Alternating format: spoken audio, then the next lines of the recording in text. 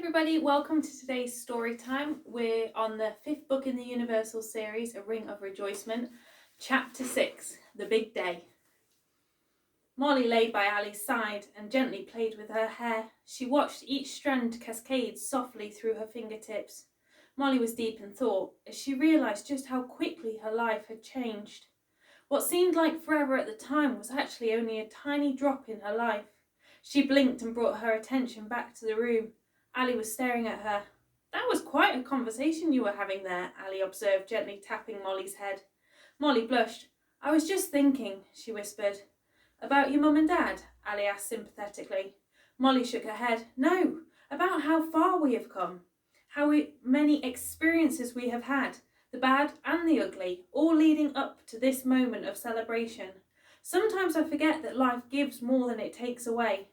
I get so tied up with what has gone and on that I can't always see what I have gained each day," she said as another piece of Ali's hair fell to the pillow. "Very wise, Molly. You're a clone of your Nana," Ali said as she sat upright in bed. There was a tap on the door. "Can we come in?" a gentle voice said from outside. "Yes, of course," replied Ali, staring down at her cow print pyjamas and beginning to regret her choice. Helen, Jane, Sally and Ali's mum all filtered in and perched on the bed. Jane handed Ali her morning cup of tea. "Any sign of the men?" Ali asked, taking the cup gratefully from Jane. "Don't you worry about them," Jane replied. "They are under strict orders." "Are you ready for your gift?" Sally asked with a mischievous look in her eye. "Gift?" questioned Ali. "You shouldn't have. Your all being here is the best gift I could ever had for now." Now, interjected Ali's mum. "Listen to your own words. Don't get in the way of life giving you a gift. Instead, open yourself up to receive. Just say thank you rather than no." "Okay, lead on," said Ali, motioning with her arm. They all got up and made their way out onto the landing. Ali peered over the balcony, and there, hung on the wall of the stairway, was a string of lights. Under each light was a photograph. "Wow," breathed Ali. She made her way over to the photographs. As she moved along the line, she touched every one tenderly. Every photograph captured a moment in time, a segment of their journey, their dreams and who they were becoming. "This is incredible," Ali whispered in amazement. She carefully scanned the black and white photos of Billy and Nana Rose standing together, and the house back when Ben's granddad bought it. Ali could no longer contain her tears. "The greatest gift of all," she sobbed, "the gift of time." Ali was speechless, and the women all smiled at the success of their gift. "Now, come on, there is a lot to do," stated Ali's mum, clapping her hands together and pulling everyone out of their trance. Ali peeled herself away from the wall and made her way back upstairs. "You go and have your shower whilst we organise breakfast," offered Helen. Ali made her way back into her room, but her legs felt unsteady as she began to realise that the day she had dreamed of was coming true. She listened to the drumming of feet as everyone went down into the kitchen, and the hum of excitement that floated in the air. "I have written out the day's itinerary," stated Ali's mum, placing a piece of paper on the kitchen table. "Now, I know where Ali gets it from," laughed Sally. "The hairdresser should be here any minute," continued Ali's mum, seemingly oblivious to the joke. "So, if Jane and Sally, you go first, Helen and I will finish preparing the food, then it's Molly and Ali's turn." Ali appeared at the kitchen doorway. "What are you all planning now?" she asked, taking a seat at the kitchen table. "Never you mind, you just relax," said her mum, slipping the piece of paper under the table and onto her lap. "Right then, here are the bacon sandwiches," announced Helen as she placed them in the centre of the table with a big pot of tea. But they all paused as they heard the front door creak open. They turned their heads to find Bill peeking his head around the doorframe. He drew in a long breath through in his nostrils. Is there a spare sandwich going for me?" he asked cheekily. "Get out, you naughty goat," Helen said, throwing a kitchen towel towards him. Bill quickly ducked back outside and scampered across to the trailers. Just then the front door began to reopen again, and Helen got her next weapon of choice ready. A head peered around and Helen got into position, but it was an unfamiliar woman. "Is it all right to come in?" she asked tentatively. Helen quickly lowered her weapon. "Yes, of course. You must be the hairdresser. Come in, come in. You can set yourself up in the living room," she said warmly. Ali's mum leapt to her feet with excitement. "Jane, Sally, come on, you're first. No time to loiter." Molly slipped away from the kitchen table and disappeared quietly upstairs to her bedroom. She walked over to the chest of drawers and gently pulled out the bottom drawer. She peeled back a layer of clothes and took out the engraved owl box from Nana-O. She carefully opened the lid and lifted out the letter that Nana-O had written to her. Molly ran her fingers over the writing. "I wish you were here today, Nana-O. You would be making us all laugh."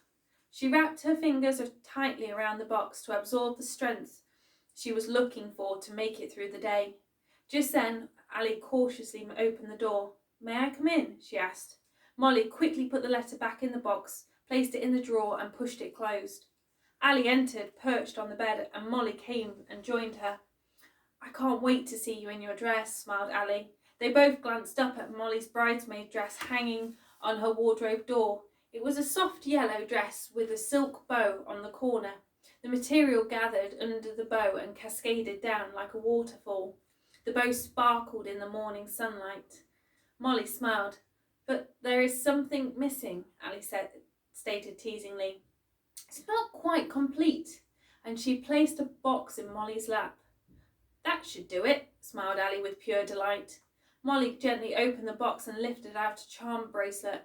"Ali, it's so beautiful," cried Molly as she flung her arms around Ali's neck. "Thank you," she whispered. Ali pointed to each charm. "There is a robin for your Nana-O, 2 stars for your parents, the house is me and Ben, the map is Hugh, and then of course the horse is for Red Rock and Firefly. You can keep adding to it as you make your way through life. It's there to remind you of all those you have around you who love you so dearly. No matter where you are, this will always be your home, and we will always be your family." Molly began to cry with joy. "I don't know what to say," she sobbed. "Some moments don't need words," Ali said, kissing her on the forehead. "Molly," called Ali's mum, "are you ready? It's your turn next. Come down to the living room." They playfully rolled their eyes at each other. Molly held out her arm and Ali gently clipped the charm bracelet in place before Molly answered her call. Ali paused a moment and glanced up at the dress once more. Another wave of gratitude washed over her and her eyes began to well up. "I need more tea," she sniffled, blinking away the feeling. She got up and made her way back downstairs. She could hear the clattering of pans in the kitchen and the constant conversation in the living room. She saw numerous shadows moving around outside. It was a whirlwind of chaotic love, putting the final touches to a single moment awaiting to be lived. "Anyone else for a fresh cup of tea?" Ali asked as she went. She was met with a choruses of yeses. She lined up the cups on the worktop before quickly disappearing into the office to get the flowers for her hair. But she paused as she caught sight of the 3 framed pieces of paper above the desk. She gently blew a kiss to the frame in the centre. It was her and Ben's dream that they had written together, simply entitled Our Dream. On her return, she found Jane in the midst of finishing off the teas. "Your turn, Ali," said Molly, getting out of the chair. Her hair was now mostly pinned up, with just a few curls hanging loosely around her face. Ali felt another wave of gratitude for the young woman that Molly was becoming. "You look so beautiful," Ali said with pride. Jane placed a warm cup in Ali's hand. "You'll be needing this," she said as she guided Ali into the chair. Ali felt the magical fingertips of the hairdresser as she began the transformation. Ali gently handed the yellow roses and the peace lilies to the hairdresser, who expertly intertwined them into Ali's hair.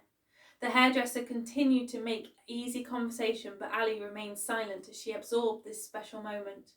She tuned into Jane and Sally's laughter, the chinking of Molly's charm bracelet and the orders being bounced around the kitchen. "There we go. What do you think?" asked the hairdresser, as she took a step back to inspect her work. Everyone fell silent as their drawers dropped open. "No time for catching flies," instructed Ali's mum. "Go and get your dress on. We are 3 minutes behind schedule." She clapped her hands together again, interrupting the moment. Jane looked at Ali and rolled her eyes, but they all proceeded upstairs to get into their outfits. Only Helen remained, and she now sat down in the chair ready for her transformation to begin. Ali stepped into her room and closed the door behind her. She could hear Sally and Jane helping each other into their dresses, and Molly gently humming as she stepped into hers too. And then the gasps from Jane and Sally as they all admired each other. Today it felt like they were all shining from the happiness. Ali reached under the bed and pulled out her dress box. She gently lifted the lid to reveal the dress that she had picked up. As she lifted it out, her gaze drifted over the crystals intertwined with the lace and silk and glistening in the sunshine. Ali slipped off her pyjamas and stepped into her dress. She slowly did up the buttons and tied the ribbon around her waist. She glanced at herself in the mirror, hardly recognizing the woman staring back at her. Soft lace lay across Ali's shoulders and down her arms. The body of the dress was made of silk, but with a gentle overlay of lace. The skirt floated around her and hundreds of sparkles glistened in the light. A yellow ribbon lay around her waist with a bow to the side, and the tassels draped down her side to the floor. Ali slipped on some plain white shoes and hung the locket that Ben had given her around her neck. "Well, I never would have imagined that this was the woman I would become," Ali said to the reflection, as she turned from side to side. "Life sure does have a strange way of sorting everything out." She ran her fingers down the dress to smooth out some imaginary creases. She paused and felt for the first time that she was the woman she had been yearning to become. Ali took one final look as she swirled around and around. The skirt lifted and floated in the air, and the sparkles glistened in the sunlight that beamed through the bedroom window. She was ready. She headed out along the landing and listened to the rest of the women getting ready. Ali tiptoed along, glancing in the mirror of miracles that still hung between Hugh and Molly's bedroom, and snuck downstairs. As she stood in the centre of the living room with her dress sparkling and her cheeks glowing, she felt a peace like never before. A noise at the top of the stairs broke her trance, and she glanced up to see Molly standing there. Molly's jaw dropped open. "Quick, everyone, Ali is ready!" she yelled. There was an eruption of thundering feet, and then 5 heads peered over the banister. There was then a silence as they all slowly made their way downstairs, not once taking their eyes off Ali.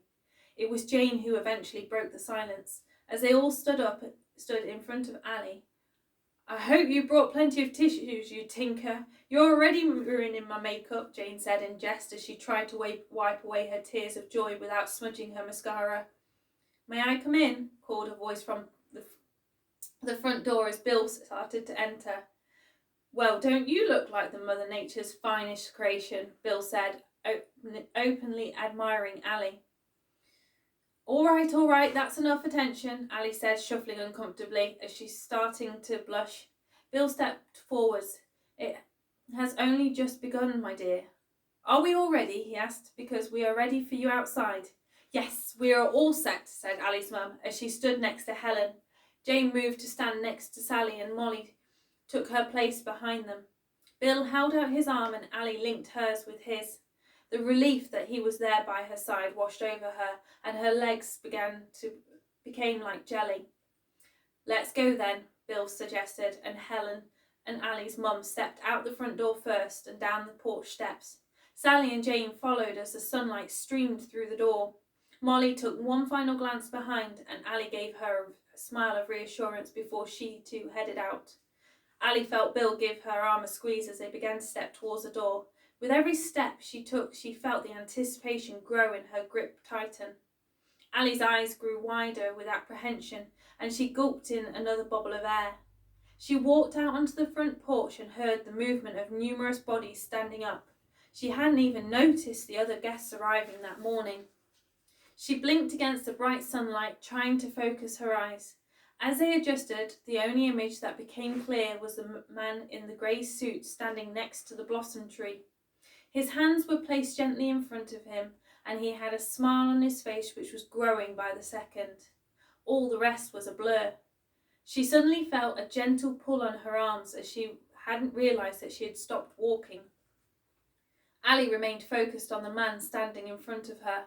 She fixed her eyes on Ben and took each step carefully, making sure not to trip. Ben's eyes glistened, and he didn't hold back the rush of unconditional love that he felt for the person walking towards him. He held out his hand, and Ali reached gratefully for it. She sighed with relief as she felt the warmth of his touch travel up her arm and around her body. She was home. Ali and Ben stood facing each other, hand in hand, in front of the blossom tree.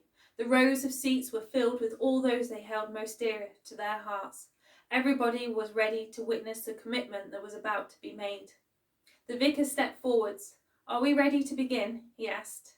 Ali and Ben nodded gently. Ali could hear the vicar's voice, but his words dripped off her as she stared deeply into Ben's eyes. She felt wave after wave of unconditional love radiate off them both. He gently stroked her fingers with his, and the sunlight danced off the sparkles on her dress like 1,000 shooting stars. Ben couldn't contain his smile. "Ben, if you wouldn't mind," said the vicar, momentarily breaking his gaze.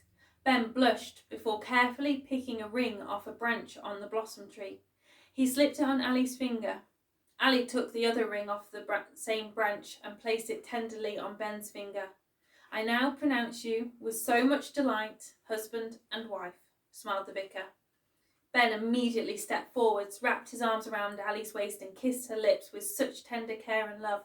He stuttered to find his words. He simply couldn't stop smiling for long enough to form a sentence. So he surrendered and decided to pick Ali up instead and twirl her around, just like the first night they had met. They were serenaded by cheers from all the guests, and Ali's laughter echoed around the driveway. Ben's smile grew even bigger. He reluctantly lowered her back to the ground, but intertwined his hand with hers.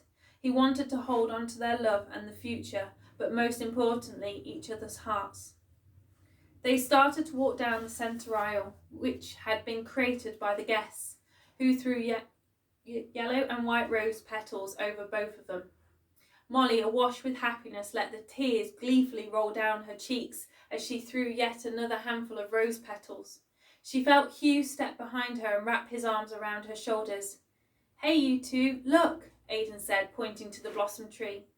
There, sat on the top branch, watching over it all, was a robin. "You don't think," queried Molly. "Ha! You don't think your Nanaro would miss out on a party like this, do you?" Billy asked, as he moved to stand next to them. "She will take whatever form she needs in order to answer who has called upon her. That robin has been sitting there the whole time, and I'm sure will continue to visit us," Billy added, patting Molly on the shoulder.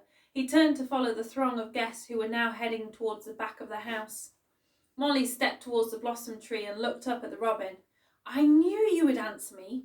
Thank you, Nanaro," Molly whispered, as she gently touched the locket and then her new bracelet. She turned and happily skipped along to join the rest of the guests.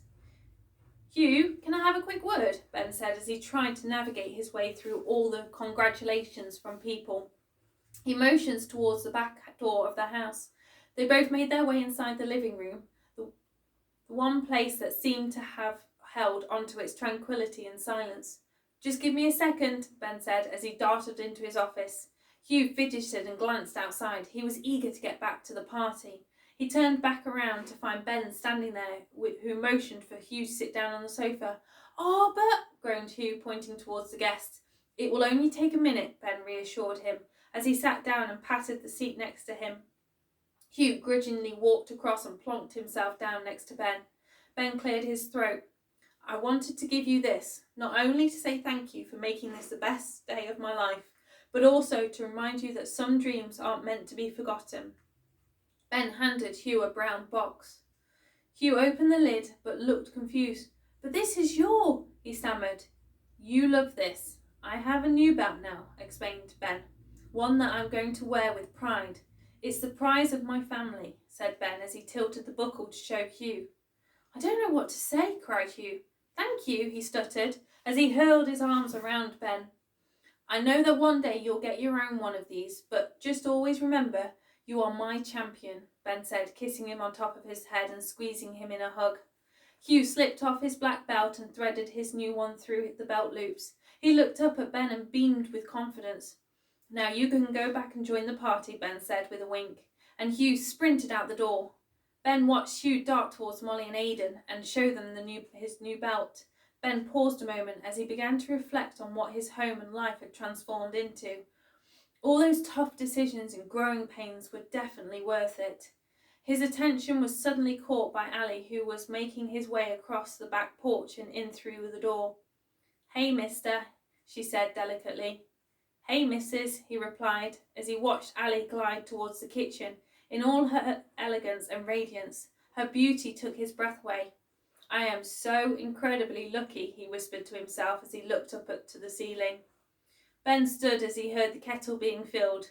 "Thirsty work?" he said, getting a cup out of the cupboard for Ali. Ali draped her arm around Ben's waist and gently rested her head on his chest. "Oh, that's better," she muttered. Ben softly ran his hands up and down her arm. "You look stunning," Ben began. "Not just today, but every day. When you dress up or when you dress down, you are so beautiful to me. I have never met a woman like you. We just fit together in ways I never knew were possible. You have changed me for the better, and I can't wait to continue along this journey with you by my side. Because whatever we have to face, I know we will make it through." Ali squeezed Ben more tightly. She looked up and kissed him on the lips. "The day I met you was the greatest day of my life, but today is definitely hot second," chuckled Ali as she continued to make her cup of tea. Ben and Ali made their way back outside. As they stepped out onto the back porch, the guests cheered again and raised their glasses.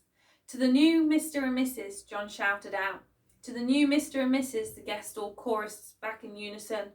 Ben pulled Ali in close. She precariously balanced her cup of tea, trying not to christen her dress with the first stain of the day. Quite so soon. "Come on, let's go and celebrate," Ben said as they walked down the steps and became lost once more in the crowd. Ali watched her friends topping up the guests' glasses, and Helen began to line the table with glorious food. The sun illuminated the day, and the countryside created a backdrop for the most perfect picture of them all. "You've done a fantastic job," Bill said as he crept up behind Helen. She was just putting the rest of the food onto the table. "Well, I'm trusting you to taste test it all and report back," she responded cheekily. "I'll take one for the team and do my best, even if it means I have to go up a clothes size," Bill said, standing up tall, puffing his chest out and sucking in his stomach. Helen burst into laughter. "I knew I could count on you." Ben watched Ali meander around, catching up with old acquaintances and meeting new faces. He couldn't keep his eyes off her. Ali glanced across, made eye contact and beamed a smile of joy back to him. "Well then, that's all our fun and partying over with," said Tom, slapping Ben on the back and breaking the moment. Ben glanced at him. "The partying ended years ago. You just haven't realised it," he replied. "Well, as long as she doesn't distract you too much," warned Tom. "Otherwise, I'll be having words," he added playfully. He turned to walk away, but abruptly stopped. "However, if she keeps cooking those fantastic dinners, then I will just have to come over a lot more for training," he said, pointing his finger in the air. The exhilarating atmosphere continued to grow as the guests sat eating and mingling with each other. As they caught up with new and old friends, stories floated in the air from past and present. In time, the sun began to set, creating an explosive display of different colours in the sky. Even the clouds seemed to dance as they drifted by. Billy grabbed a drink, lit the fire pit, and sat to watch the setting sun. "May I join you?" said a voice behind him. He turned to find Ali's mum standing there. "Of course," said Billy, as he slid across to make room for her. He glanced awkwardly at her, unsure of who was going to start the conversation. "Thank you for embracing Ali so warmly into your family," Ali's mum said, not taking her eyes off the ever-changing colours of the sunset. "Your Ali has helped me more than I could ever possibly help her," said Billy sincerely. "She gave me back my son and made two stubborn mules forgive each other. Not something that's easily achieved," he explained, taking a sip of his drink. Ali's mum nodded. "Family, eh? Complicated things, and you never seem to feel like you're getting it quite right. You always seem to be wondering what would have happened if you had done things differently. And then one day you realise that they're all grown up and that they turned out okay despite of you," she sighed with a smile. "That sounds about right," agreed Billy. "You all seem to have set up a great life here," said Ali's mum, "and a very bright future is ahead of Molly and Hugh. I've never seen them so happy." "Well, sometimes I think you outgrow your past, but perhaps don't realise it until you move on and start to receive your new dreams," Billy added. Ali's mum just nodded in agreement. "Hugh and Molly, I am sure, are going to bring plenty of interesting twists and turns to our road ahead. I don't think we can retire from family life just yet." Billy laughed and Ali's mum began to laugh with him. "No, you're quite right," she chuckled. They fell into a comfortable silence as they watched the last slither of the sun disappear behind the horizon. The night sky rolled across and one by one the stars began to shine. A sudden clatter behind them caused them to turn around, but it was just the band beginning to set up, ready for the evening ahead. "Can we have your attention, please?" said a voice over the microphone. It was the singer in the band. "We would just like to thank you for letting us be part of your special day, and we hope to see the dance floor full until the early hours." "Don't worry, I have my comfy shoes on. I'm ready," shouted Jane across the garden, causing everyone to laugh. "Young lady, you're on," replied the singer as his fingers ran over the strings in his guitar, and the violinist pulled back his bow. "Okay, if you would all like to make your way onto the dance floor, aka the patch of grass in front of me, we shall start off as we mean to go on." Everyone put down their plates and walked over to the band. Hugh and Molly positioned themselves right at the front. "Are you ready, Hugh?" asked the singer. Hugh gave a big thumbs up, but he ran across to Ali. "Sorry, Ben, but I'm going to have the first dance," he said mischievously. "Ready!" Hugh shouted back to the singer. Just then, Molly ran across to Ben. "Can I dance with you?" she asked sweetly. "I would be honoured," Ben said as he bowed. The band started to play, the music radiated out of the speakers, and the realisation dawned across Ali's face. "Life is a highway, I want to ride it all night long," sang Hugh at the top of his lungs as he swung Ali from side to side. They wiggled their hips, waved their arms, and Ben and Molly jiggled their way across to link hands with them.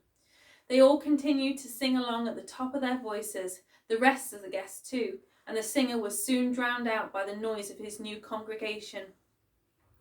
The dance floor continued to thrive as Bill and twirled Helen around. Billy danced with Jane, and Sally, John and Aidan bounced and bopped along to the music. The atmosphere became electric with joy, love flowed abundantly, and everybody's concerns melted into the ground. In this moment, they were all free. Bang! Everyone stopped, including the singer. "What was that?" Ali asked with concern in her voice. "I'm not sure," said Ben. "I'll go and take a look." His shoulders stiffened protectively. Another noise came from around the front of the house. "That sounds like a loose horse," Ali cried, breaking out into a run. Everyone followed. As she reached the other side of the house, her dress hemmed in dirt, she stopped. "What the cupcake is this?" she exclaimed. Her gaze descended on the bum of a brown and white horse which was sticking out of the front door. There soon followed a screech. "Get off the porch, you furry thing! Get out!" cried Ali's mum as she tried to shoo the horse away. The horse edged backwards onto the front porch and stared at everyone with cake icing around its lips. "Ben," said Ali, finding anger, "do you have something you need to tell me?" She folded her arms across her chest. Ben sheepishly weaved through the throng of guests towards Ali. "A present for you?" he declared. He painted a smile on his face, but couldn't quite tell if Ali's reaction was good or not. "Go on, horse. Horses don't live in house," Ali's mum continued, wafting a tea towel towards it. Ali couldn't contain herself anymore as she broke into a fit of laughter. Billy handed Ben a halter and Ben hurriedly ran to secure it around the horse's head. "Meet Wildfire," he said as he laid his hand on Wildfire's back. Ali gently walked up to Wildfire and ran her hands along his neck. She couldn't help but leak a smile. "So this means I'll be getting back in the saddle then?" she asked, raising her eyebrows. Ben shuffled his feet awkwardly. "Well, it's just an idea," he murmured. Ali kissed him on the cheek. "I love it," she declared. "Maybe not in this dress, though." Ben let out a sigh of relief. "I'll just go and," he said as he nodded towards the barn. Ali nodded in agreement. There was a noise then from around the other side of the house as the band began to play once more. "Come on, let's get back to the dance floor," Hugh suggested as he ushered the guests back around. Ali looked at the frustration in her mum's face. "It's ruined," stated her mum. "That four-legged pooing machine has ruined it." Ali stepped through and saw that the cake now had a large horse's nose dent in it. Her hand quickly flung to her face as she tried to smother her giggles. "It's not totally ruined," she chuckled. "It just looks a little, from this angle. It looks perfectly fine." Ali's mum responded with a disapproving frown. "Don't panic," said Helen. "I have just the thing." She came to the rescue and placed 3 yellow roses neatly inside the dent. "There. Now people will think that it was meant to be there." She stood back to admire her solution. "To be honest though, with Bill around, I give that cake 5 minutes before he makes his own dent in it." They all began to laugh as Helen and Ali's mum picked it up and took it outside. Ali looked longingly at the sofa. Oh, what she would give just to slip on her PJs and put on a movie. Ben read her thoughts. "Not a chance," he said with a smirk. We have more dancing to do. Ali felt the warmth of his hand on her back as he escorted her out the door and back to the party. As they stood at the top of the steps, Ben signalled to the band to pause a moment. "If we could just have your attention, please," Ben shouted, clearing his throat. Everyone quietened and turned to face Ben and Ali. "We would just like to take this opportunity to thank you all for coming today and making this one of the best days of our lives. To those of you who have helped put this day together, you are saints. We couldn't have pulled it off without you. But most of all, I'd like to take this opportunity to say to this incredible woman that I can't wait to watch the sun rise and set each day with you by my side, and to watch Hugh and Molly grow and develop and teach us a new perspective on life that only their innocence can see. I can't wait to hold your heart in my hands and to continue to be reminded of the countryman I am. I'll try to be the best version of myself that I can be for you each day. I love you, Miss Ali, and may I be your last everything." Ali wiped away a tear and smiled. "Well, what can I say to that?" she asked. "You have all made this day so magical, a true fairy tale for me and my family. Not only can I rejoice in the ring I now wear in honour of the unconditional love I will eternally have for this man, but also in our family, which has been bonded with this love as well. To the friends who I see as my family, you have turned our dream into this beautiful moment, and one that I shall never forget. And as for you," Ali turned to Ben, "you brought me back to life and showed me what it means to be loved. You have helped me remember the woman I was meant to be, and I hope that every day brings opportunities for my love to shine. You are patient with me, yet you will stand shoulder to shoulder with me when I need strength. I can't wait to lay my head next to yours each night, not only as your life's greatest gift to me, but I open my heart fully to receive that gift each day. Through trials and triumphs, my hand and heart will always be yours." An echo of clapping exploded from everyone as Ben and Ali kissed. Hugh and Molly ran up to them both and they all hugged. "I love you, monkeys," Ali said, bending down and kissing them both on top of their heads. "Now, let's go and dance," she said with glee. The band started up again and everyone filtered back to the dance floor wearing a huge smile. I will see you tomorrow for Chapter 7, The Greatest Gift, the Gift of Time.